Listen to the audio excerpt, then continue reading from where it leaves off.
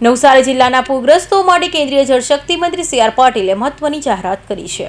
નવસારીમાં પૂરથી અસરગ્રસ્ત પરિવારોને ઘર વખરીના નુકસાન બદલ 6800 બીની સહાય ચૂકવવામાં આવશે, જેમાંથી 1800ની રકમ તાત્કાલિક ચૂકવવામાં આવશે।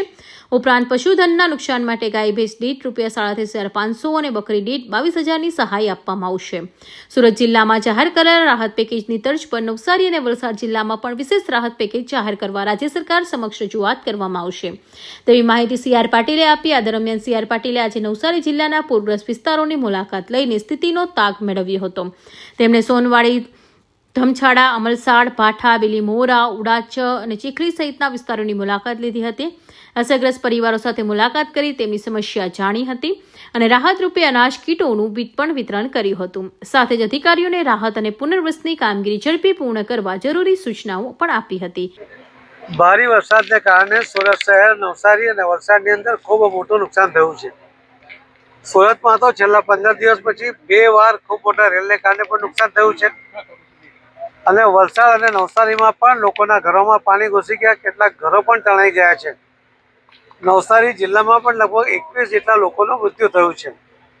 લોકોની ઘર વખરી એને ખૂબ મોટું નુકસાન થયું છે અને ઘરમાં રાખેલું અનાજ એ પલળી ગયું છે, ખાવાલાયક રહ્યું નથી અને એના જ માટે આજે સવારે જ નાયબ મુખ્યમંત્રી શ્રી હર્ષભાઈ સંઘવી દ્વારા કલેક્ટરશ્રીને મિટિંગમાં નિર્દેશ આપવામાં આવ્યા છે કે આજે 1800 રૂપિયાની કેશડોલ અને ઘર વખરી માટે 5000 એમ 6800 રૂપિયા તાત્કાલિક બધાને પહોંચે, આજે અને કાલ સાંજ સુધીમાં બધાને પહોંચે એ માટેનો પ્રયત્ન કરવાનું કહ્યું છે।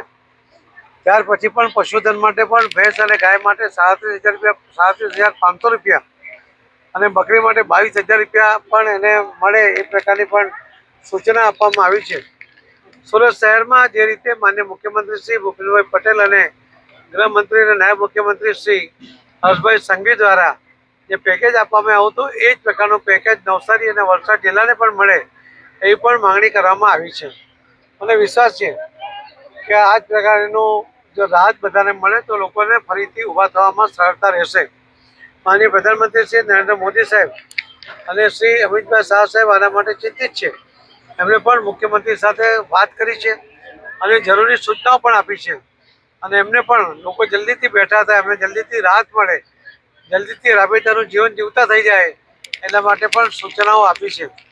અમારા કેબિનેટ મંત્રી ગુજરાત સરકારના શ્રી નરેશભાઈ પટેલ એ તો આ જ વિસ્તારના ધારાસભ્ય પણ છે અને સતત ઘરે ઘરે ગામ ગામ ફરીને લોકોને અને અધિકારીઓ સાથે સર્વે દ્વારા પણ લોકોને જલ્દી મદદ મળે એના માટે સરપંચો, પદાધિકારીઓ, ચૂંટાયેલા પ્રતિનિધિઓ એમની સાથે મળીને કામ કરી રહ્યા છે।